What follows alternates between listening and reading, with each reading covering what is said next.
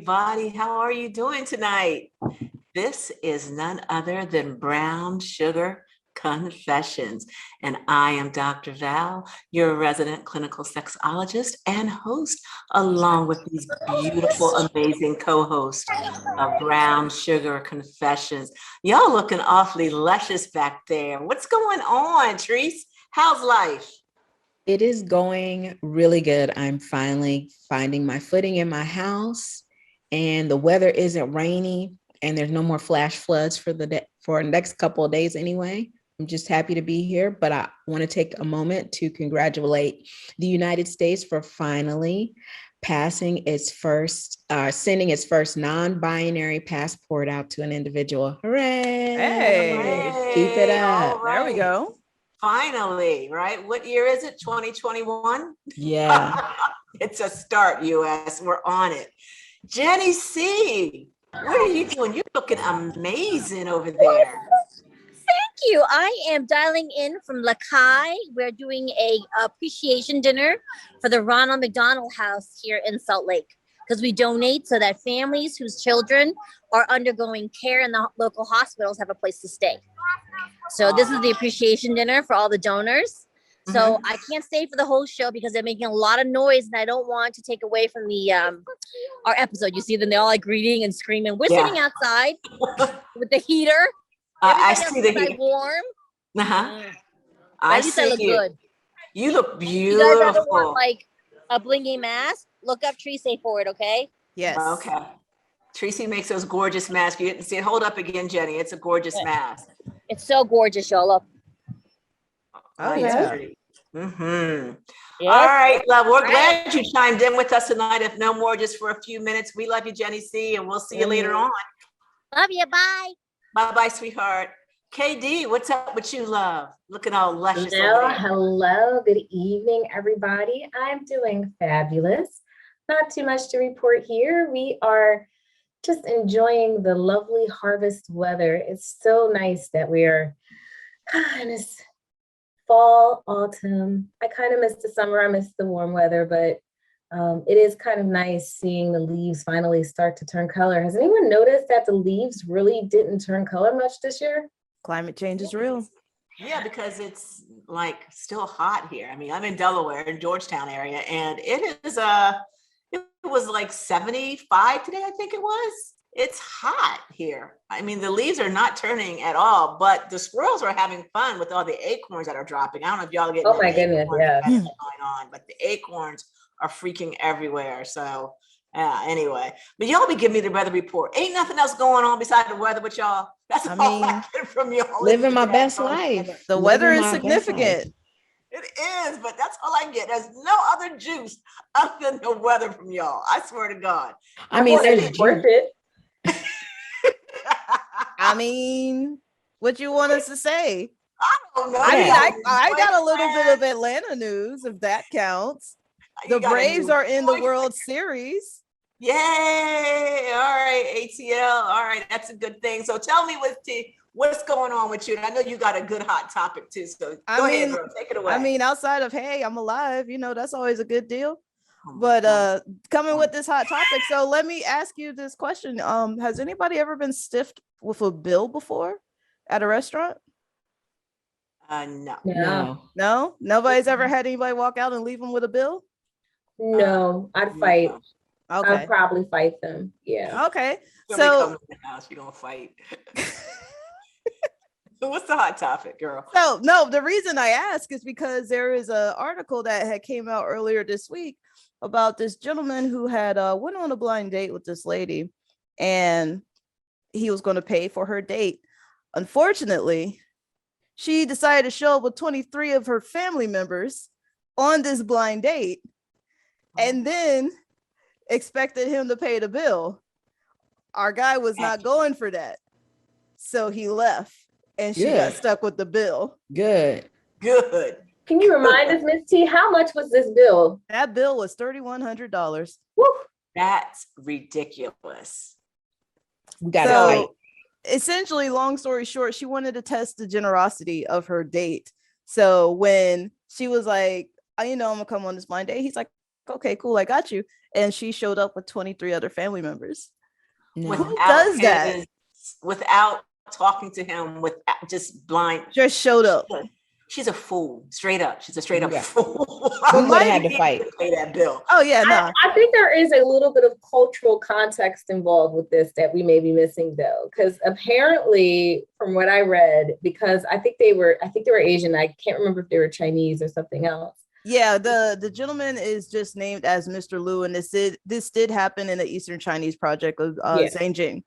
So they were saying that typically it's a bit more likely for, maybe not exactly to this extreme, for them to try to make sure that the man will take care of everybody. But that's extreme. That's a lot of money. That's a lot of people. Like, can we start small? Like, at least see if he's gonna. Right. Exactly. So let me backtrack, because I am looking at the article again. So he was okay for paying for a small portion of the meal. So for him and her, he wasn't paying for the family members. Yeah, I wouldn't either. Which is understandable. It's understandable. We're Jenny Sue, we need her. So he was an Asian gentleman. Maybe she could tell you, is that a cultural thing? I'll tell, sometimes it is customary for like you to have extra family member there, like which is fair, because cousins. A lot of these times it's arranged. So it's like, okay, I can cover for like you and one of your cousins. I ain't covering for the whole. Yeah, and that's the thing. Conglomerate, you only invite one or two extra people. And of course that's included because you're spending time with her, and time alone is not really a thing. Mm-hmm. Right. So that's understandable, but 30 or 20 or 10, that's too much. And you playing games with my pocketbook, and now we're not even talking no more. No, they were trying to see if that man had guap. They were like, I want to know what kind of job he had. His pockets really are. That's what I want to know. What kind of job did he have to make her think she could get away with that? Exactly. Was there communication beforehand? There's a lot of questions I have for that, but basically the girls are fools. So he just got up and like, nah, you and your family pay for this bill. Well, yeah.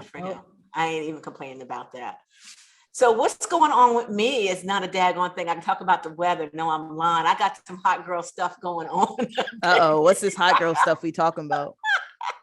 The cruise ship season starting again. The boats are starting to roll, like boats, the cruise ships are.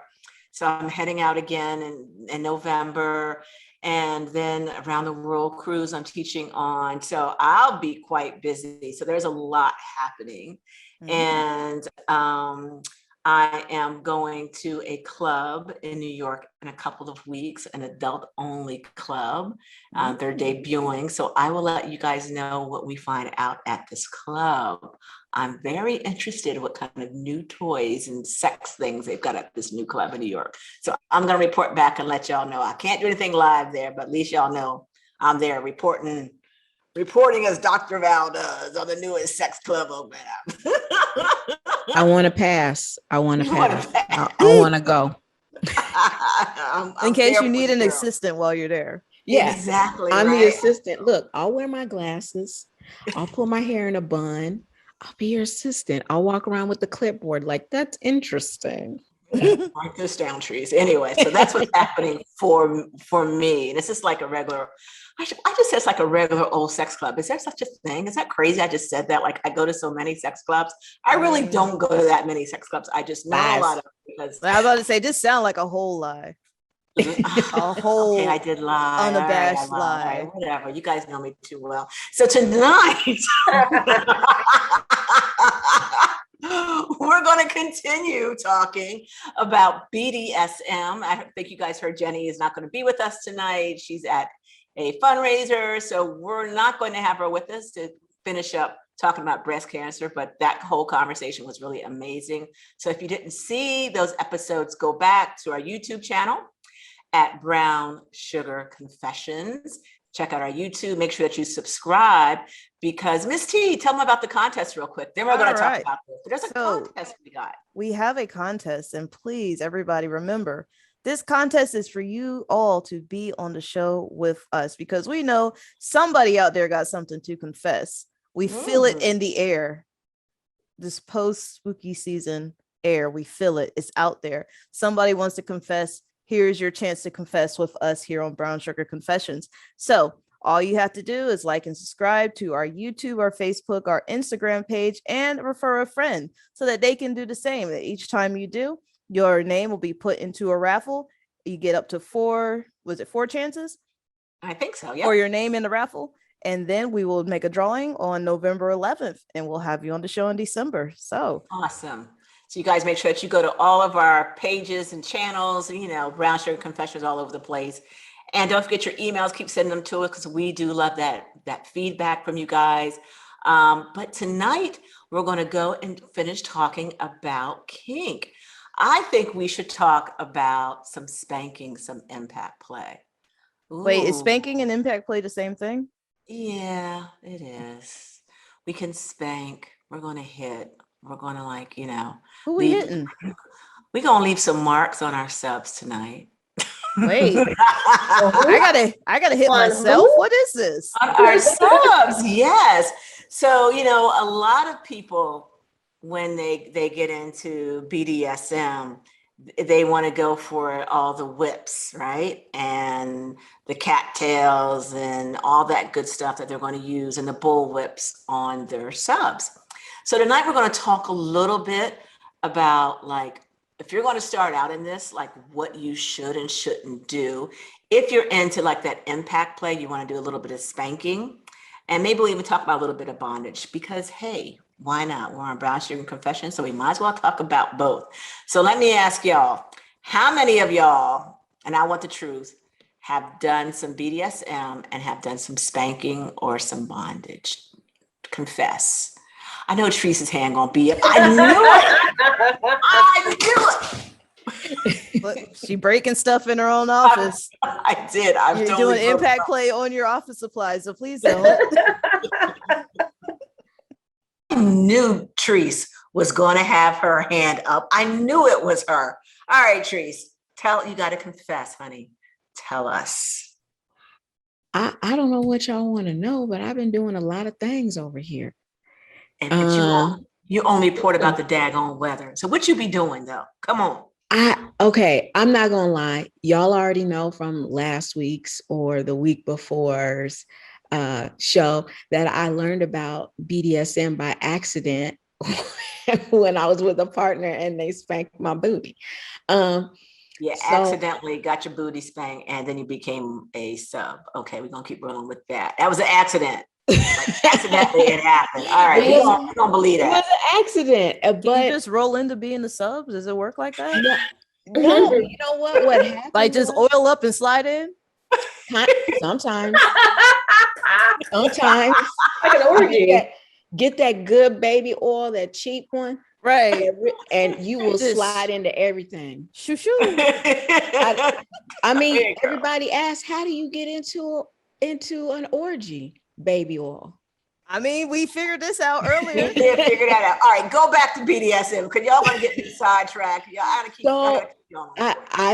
I find what works well, not for me, but what my Dom seems to think works best for me is a lot of impact play. I am a natural brat, if you have not noticed. Yes. Already. And spanking, paddling, a riding crop, hitting the perfect spots is the perfect way for me to learn a lesson. Wait, a riding crop? That thing that they hit horses with? Yeah, but not hard. Don't be thinking like you out here like giddy up. Like this is not how that is. I'm trying to figure it out because clearly I don't know nothing about nothing. No, it's a learned technique and it's not overly, I mean, some people can do it overly hard, but I'm not one of those people. I like the different play sensations. I like the soft. I like the heavy. I like the hard. I like the variation of that and keeping me guessing. It puts me in a place where I can absolutely let go instead of guessing like, what's next? What's next? I don't have time for all that because by the time I thought what's next, the next has already happened. Stop it. Okay. I knew Treese would be the one. What about anybody else? Come on. And you're a sub, right, Treese? I'm a switch right now. I am a very bratty sub. Yes, I can tell you're a brat. The kind of needs to be. What you saying, Katie? Yeah, I can't say that I have never been spanked, but I definitely have never had any major impact play. But I will say I do love the sensation of watching my partner wince just a smidget if I smack their tush. Or I used to keep whips around just for those types of occasions, but yeah, never got too heavily into it. Just kind of like playfully from time, de temps du temps, as they say. Ah, okay. From time to time, you like to play in it. And that's what most people like. It's just you got a whip on the side of your bed. Why not spank my partner with it? But you know what we're going to talk about right now is when you're starting this play, just like anything else, there's got to be foreplay. I think for me, the worst thing I hate when I go to a dungeon. Yes, I go to, now I admit I go to a lot of dungeons and I see a dom just start whacking on his sub or her sub, just going to town. I'm like, there's no introduction, there's nothing, there's no warming up the skin. They just go right in for getting the instruments of their play and scene and start whacking, which to me, I think does a disservice for the sub and for the dom. So you in the ritual, right? Because in BDSM, it's about the scene, and the scene is negotiated between, the dom and the sub. Like the scene can be, oh, let's pretend that we're going to the movies and then we're coming back in the car and we're going to have a scene where, you're a vampire biting me in my neck, whatever your crazy scene might be. I'm kind of talking, I like that kind of scene, but let me keep moving. So you have this vampire scene, right? You're in latex and you've got the fangs in. Okay, let me keep moving. And you decide you want to have that kind of scene. So you have to set up what we call it the ritual, which is, okay, I'm going to get these certain items out for the ritual play that are going to accompany the scene. And what you have to remember is you're going to have to think about the skin first. The skin is a living organ, right? Mm-hmm. It's the largest. It's the largest organ in our body. Thank you, Miss T. Yes, it is. And I think a lot of people forget that in BDSM, if you have your sub has any kind of injury, a knee problem, if they've had a sunburn, don't do it. I've never had a sunburn, but I've known people that do, and it is horrible. Don't do it if your partner has a sunburn. If they've had any kind of skin conditions, any eczema, any boils or anything like that, scratch it, go to tantric, do something else, but don't go BDSM. Remember, you got to take care of the skin first. So getting the skin warmed up, getting the blood flow is really important. So what I would recommend for my sub to do is actually work erogenous zones first. Start touching and warming up like the back of the neck. The nape of the neck is like that major hot spot that we often forget about. Even the ears is another great spot to start working on just to get the body warmed up, massaging the butt, and then gently beginning to tap on the butt just to get the energy moving. Remember the skin first is what I'm going to tell you before you guys go right into spanking. So Teresa, question. do you remember doing that? Go ahead, honey. Go ahead. Question. So like, I guess taking a hot shower doesn't count as getting the skin ready. Being clean definitely does count. Well, I mean, like being clean in general should count to everything. Yeah, like, absolutely. Yeah. You and your partner doing it together, taking a shower. Yeah, it can be a part of, if that's your scene and you're going to start the scene in the shower. Absolutely. Okay. You can set up a shower scene and begin to play in that to get the skin warmed up. That's kind of a really good idea, Miss T. I'm writing that one down for my Hey, you're welcome. You also mentioned boils, and now I have like all of these visions of like boils getting exploded because someone has spanked it a little bit too hard, and like the green pus goes all over the place. Oh God, not the green pus. Shut up, KD. Oh, that Dr. Pimple Popper scene. That's a whole thinking of itself. Like, I need to lance this. It's not looking right. That's a whole nother way to extract. I'm about to say, is that a kink? I'm sure it could be for somebody. It ain't for me. I don't want to see no pus out of nothing. I'm just saying. So remember your skin first, getting it warmed up, whatever method you want to use, but I really like what Miss T just said. And then remembering that, if you're going to start spanking, start out with texture play first. I think Teresa mentioned this, starting out with something soft and then something hard, something wet, something dry, something scratchy, something smooth and silky. So in your kit of things to play with that you can use on your sub, think about texture. I've known of people actually have sandpaper. Well, yeah, Miss T. Yeah, hold on. Let's get the Yeah. steps together first. So Okay. step 1, get the skin together. Get the skin together. Well, Make sure actually, there's no no, injury. that's- And if there's injuries, mark it. So you don't Okay, get so it. that's step 1.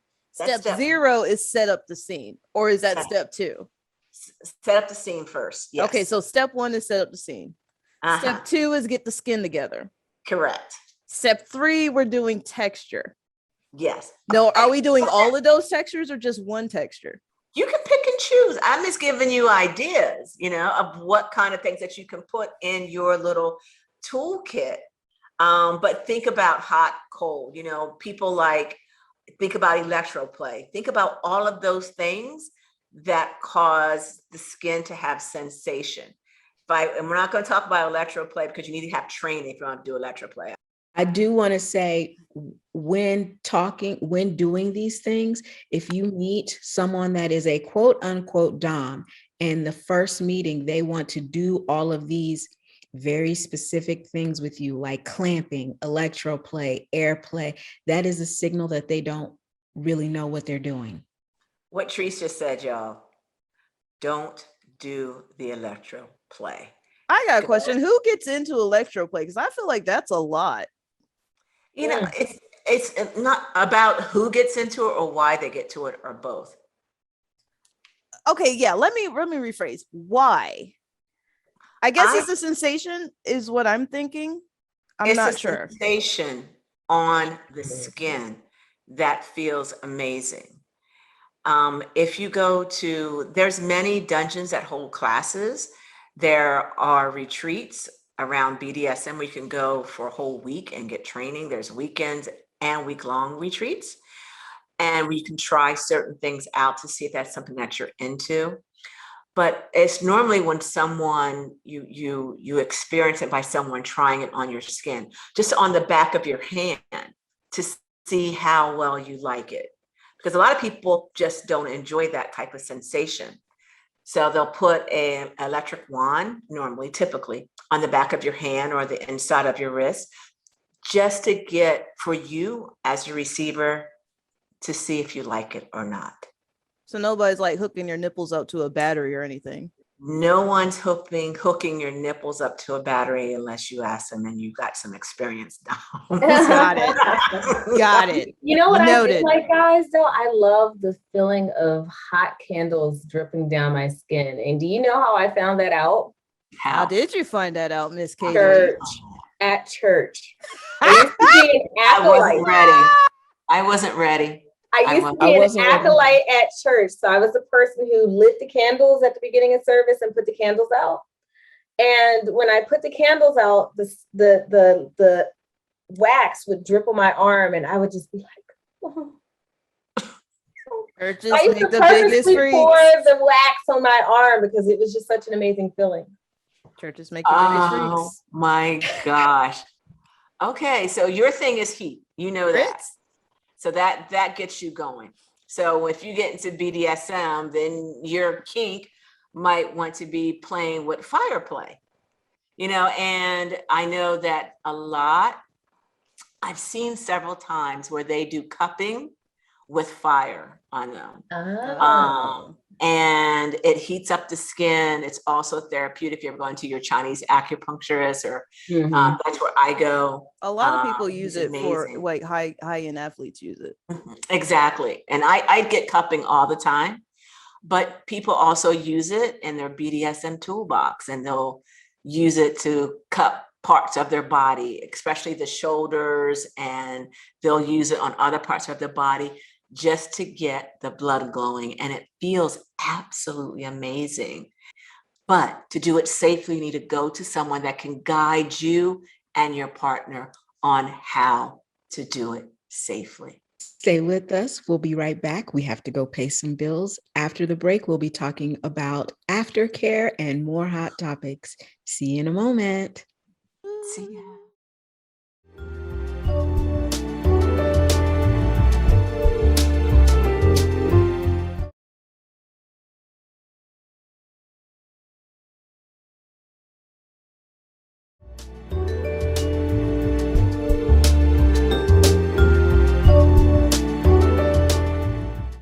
Welcome back to Brown Sugar Confessions. We'd like to take the time to thank you for listening to us on Power 1017. And for those of you that catch us the day after on Thursday at midnight or noon, thank you for watching us on YouTube. We want to say, if you have any questions or concerns, or you just want to talk about your life and chime in, you can write us at brownsugarconfessions@gmail.com. If you'd like to get in touch with Dr. Val, because you know what, maybe you need some therapy and you need to talk out some things, you can contact her at Valerie@swancenter.com. I'm going to spell that for you. Now get a pen and paper. Let's go. VALERIE at SWANN Center, CENTER.com. Please don't be afraid to find us on YouTube.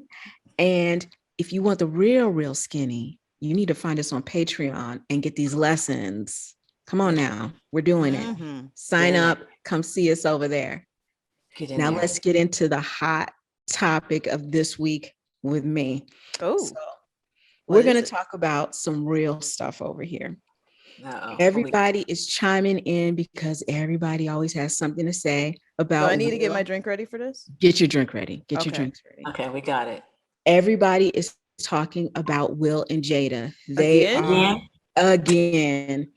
Jada Pinkett Smith tells Gwyneth Paltrow why it's hard to maintain a healthy sex life with her husband. She says it's hard.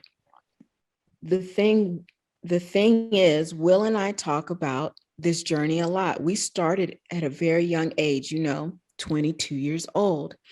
That's why where the accountability part really hit for me, because I think you expect your partner to know what you need, especially when it comes to sex.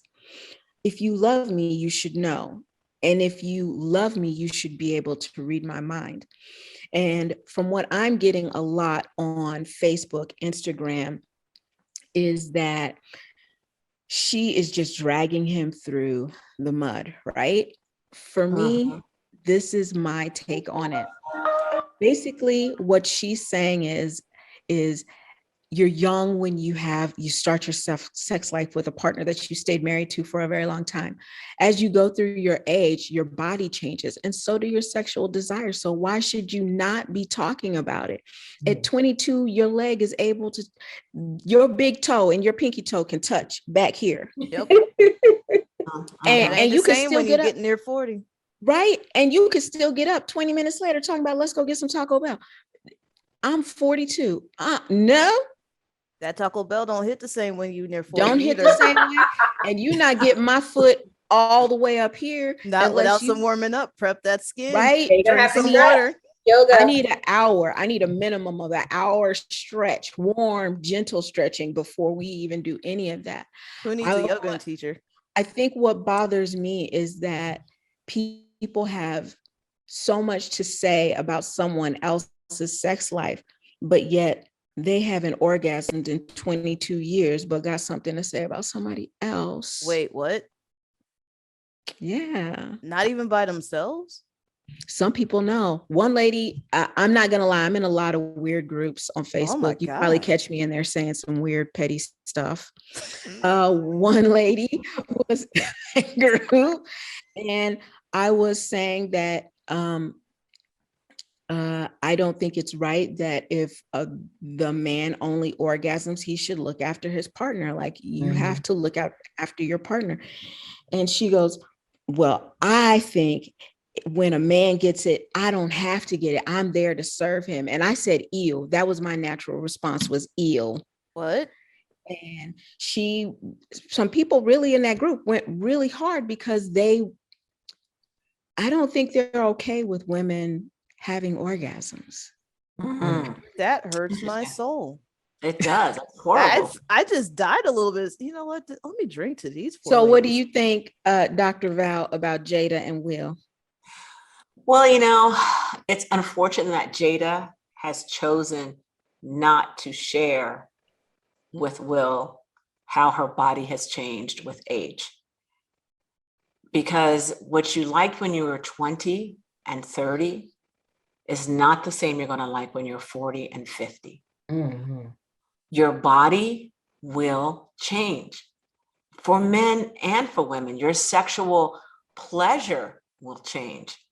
Your erogenous zones, maybe your nipples were very sensitive in your 20s, but in your 40s, there's no sensation. So that's not your hot button anymore. It's unfortunate that she chose not to share with him how her body has changed. And because of this, there's that disconnect of communication, which has caused a problem, obviously, in the relationship sexually. And this is not only Will and Jada, but just as my practice, I hear it all the time. Well, I don't know what she likes. She won't tell me, or I don't know what he likes. It's not the same anymore. No, it's not the same anymore. From a woman, when she's in perimenopause and hits menopause, her body changes. What she used to like, it's not going to be the same anymore. You could be in perimenopause for like 5 or 6 years before you go into menopause. It can be that long when it first hits you. Your body's going to change. Doesn't mean anything bad by it. It just means you have to be able to communicate and feel empowered to say, honey, you know what? When you do that to me, I don't like it anymore. And the receiver has to be like, oh, okay, and not get personally offended by that statement. And the same for men. We also have to realize that our men, especially when they're in their 40s and 50s, they also go through what I call the psychological menopause.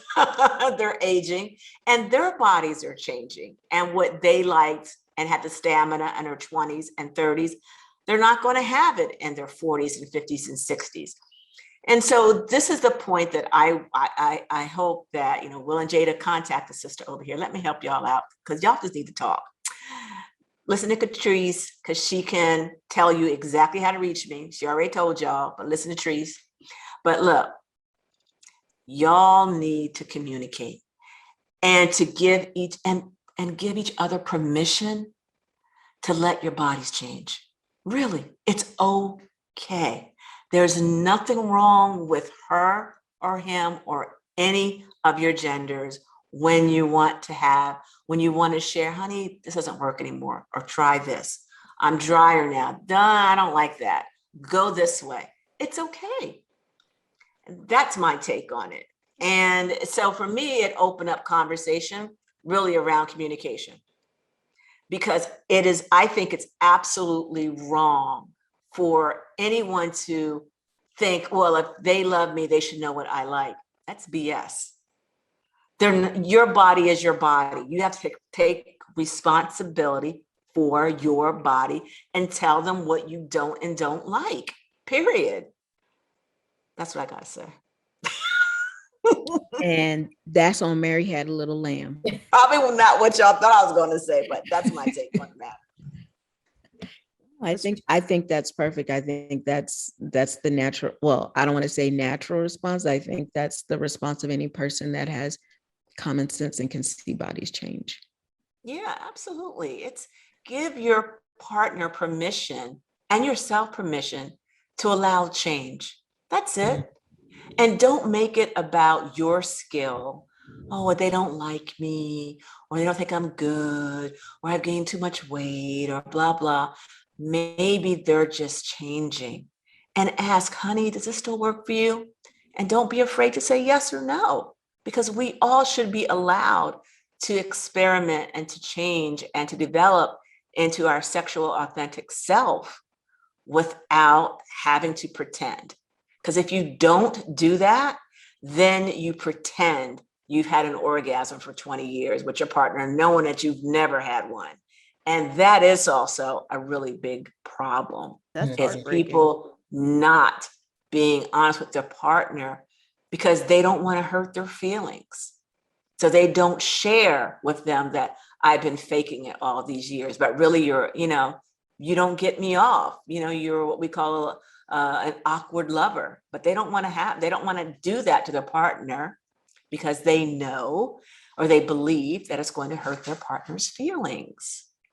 So that's where honesty comes into play with yourself. And if you love your partner, with your partner, because they want to please you. Oh my God. Could you imagine faking it for like 15 years and then y'all finally break up and then he goes out and he finds somebody else and he's like, my ex told me I was the greatest lover. And you're like, that's a lie. That's I can't even imagine faking it for 15 minutes. That's the biggest problem with all of this stuff, because eventually a lot of these guys, they move on, y'all break up, and then some poor girl is stuck with this high ego of a dude who thinks he is the best thing since sliced bread. He thinks that his that's enough. That's your orgasm right there. There's your orgasm. They are totally caught in their ego and have zero clue about how women work, the fact that some women are different, the fact that the last one wasn't really as great as she said, because we so cater to men's egos when it comes to this stuff. And to our own detriment, to our own unhappiness, we will sit there and take it. And then the worst part of all, we're then gifting that to the next person. It's terrible. Not me. I'm the dream breaker. What the heck's a dream breaker? Be like, oh, is this good for you? No. Yeah, that flat out no. The Virgo everything just goes. Yeah, Virgo in me says, well, you changed stroke halfway through and I lost whatever I had. So now you need to work for 45 minutes to get me back to where I was. Exactly. And I'm gonna look you dead in your eye while you're doing it. And that sweat that's rolling off your forehead, I'm judging every bead. This is why I'm an advocate for toys in bed. Be like, you know what I need. You're not going to work for it. So let's just break this out. Get me ready. Then you can get ready. And then we're both good. So is that what you do, Misty? I mean, that's what I try to do. And then half these dudes, I ain't trying to hear all that. So that's why I just stick to myself. There you go. Right. Self-love is the best love. And this leads right into self-love and care is aftercare. I will tell you, if you get into BDSM and everyone talks about the real reason they're into BDSM, it's the aftercare. And so we're going to talk about that in the scene when you've got through all of your spanking and whatever scene that you're setting up. This is where the Dom has to take care of the sub. Some subs faint, some subs will cry, some will just be very lethargic, will just be very loop-de-loop. Keep in mind, I'm not going to get into science, but there's all kinds of delicious chemicals running through the body, and now they're going back down. And we're going to when we get to Patreon, we're going to talk a lot around what's happening chemically with the body and BDSM, but not on this show. And the individual is going to need that aftercare. And so what aftercare can look like is during the scene number one, you always want to have water. Checking and giving your sub water in the scene. If they've got a gag in their mouth, they're going to get dehydrated. So getting them liquids. If you've been flogging them, they're going to need liquids. Stop and check in on them to make sure they're well. So always have a cup of water around. I always have, listen at me, I would recommend always to have 2 cups of big water for them. Once during the play and then during the aftercare. Give them water. Have a chair for them to sit down in. Have a nice warm towel, a nice warm blanket, something nice and soft texture. And if you can, make it warm. It just feels amazing after you've done so much work to the skin that the skin needs that nice warm texture, nothing abrasive. And then holding the sub, just taking them in your arms. If they're crying, just let them cry it out. If they just want to lay on you, just holding them and letting them be whatever they need to be for that moment. Unlike if you're doing, I would say, well, I'm not going to say regular sex, but if you're having what we call typical relations, after you've had your orgasms, most of the time your partner is rolling over to male and going to sleep. Again, it's those chemicals, right? But in BDSM, it is the aftercare. They are not going to go to sleep. The dom has been working on you for an hour and a half. They're not. They're going to take care of you. They're going to make sure that you're safe. Yes. They're going to make sure that you're safe emotionally, that you're safe physically, that you're not dehydrated, that your body has a chance to come down naturally. They are going to spend typically a good 20 minutes with you just to make sure that everything is back to where it needs to be to end the scene. And that is what makes BDSM so amazing for those that like to play. It's that luscious aftercare of just being, you're there with your partner, mind, body, and spirit, helping them release and come back to wherever they flew. We use the word flying in BDSM.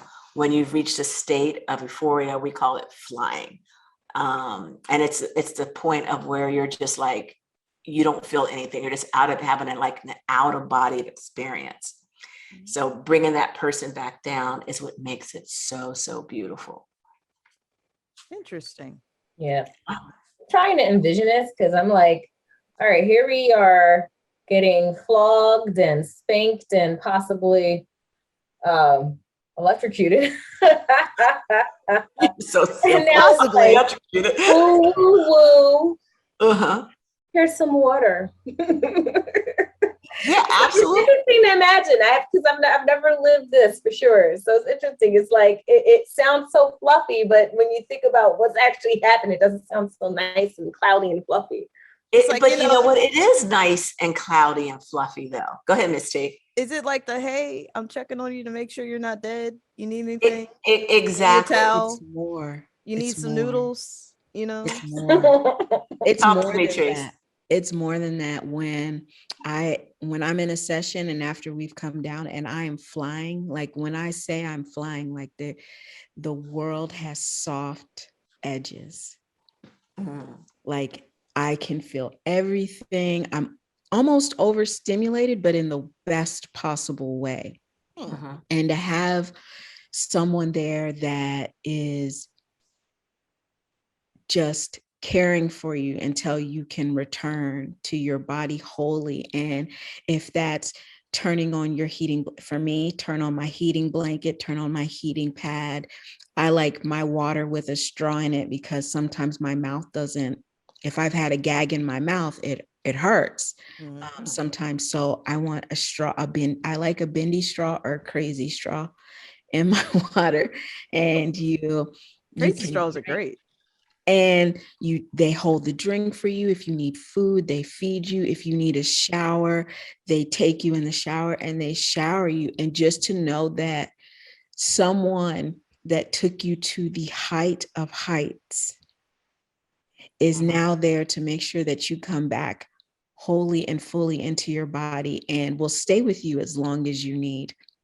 So there's food in the dungeon? Yes, we talked about that. Remember, there was food at the orgy last time. Well, the person I do with, when I come over, they know what I like to eat already. So they already have a charcuterie board ready, and they'll put me in the tub and then lay me down in the bed, and they'll say, "Get comfortable." And while I'm getting comfortable, they will run and go get the food and come back, and they will feed me. And in the sex clubs or in the dungeons, there is typically some type of buffet because after you've done all this playing, you work up an appetite. Yeah, I remember from the orgy talk, you were talking about they had lobster tail at the last place you went. Yeah, those high-end places. Is that the same thing as a dungeon? Like in my brain, I'm thinking dungeon and I'm like, all right, this is like some dark basement with like chains and, Clink clinking. yeah, exactly. Like, Well, you go to some places, you go to a different, you don't always stay in the dungeon. Sometimes you go to the dungeon to go play. And then when you're done, they take you out of the scene and put you in a safe, warm bed that is in another place. And that's where you're at. But sometimes you can be in there, but the lights, what they do is they mess with the lights and the mood is different. So now it's not all red and black and stark white. Now it's softer yellows and pinks. And now you can just like, oh, okay, I can relax. Yeah. So, so what Teresa said is true. Like in a lot of the dungeons, you go downstairs and it's, you got the Gregorian chant music and it's dark and, there's whips and chains and there's sounds and screaming and moanings. And you look at people, you just walk through looking at various scenes of people engaging whatever they're doing consensually. And perhaps when you're done playing or done watching, then you go back upstairs or go to another level in the dungeon where there's alcohol being served if they can in some countries. And in the US, they normally don't serve alcohol because they don't have the permits. But I know in Europe and France, they had alcohol being served. And then you go to the bar and then there's a buffet because you're hungry and then you eat. So, they try. So it's a whole experience. That's what these places offer. It's a full experience for adults, consenting adults to have a good time. That's the word I like to use. It's an experience. So you're not rushed. There's no like, okay, you've been on the crucible for like an hour now. Can you get off? No, or the St. Andrew's Cross, get off this thing now. I need to get on it. No, you First, take your wait, time. Pause. Yes. What's a crucible? It is, go ahead, Therese. Oh, crucible, it's the X. Oh, it's the X where they got the arms out and the legs out. Yep. Oh, that's what that's called. Okay. The bestest. It is. Or the St. Andrew's Cross too is also that too. The more you know. Yeah. And so to answer your question about the various things that you can, apparatuses to be on, such as the St. Andrew's Cross, Crucible, you can go to your library. I shouldn't say library, but to bookstores. Let me correct myself. And there's some really good books out there. Like? On BDSM. We're going to put them in links on Patreon so that you guys can go check them out and really get some good reference about how to engage in the experience of BDSM.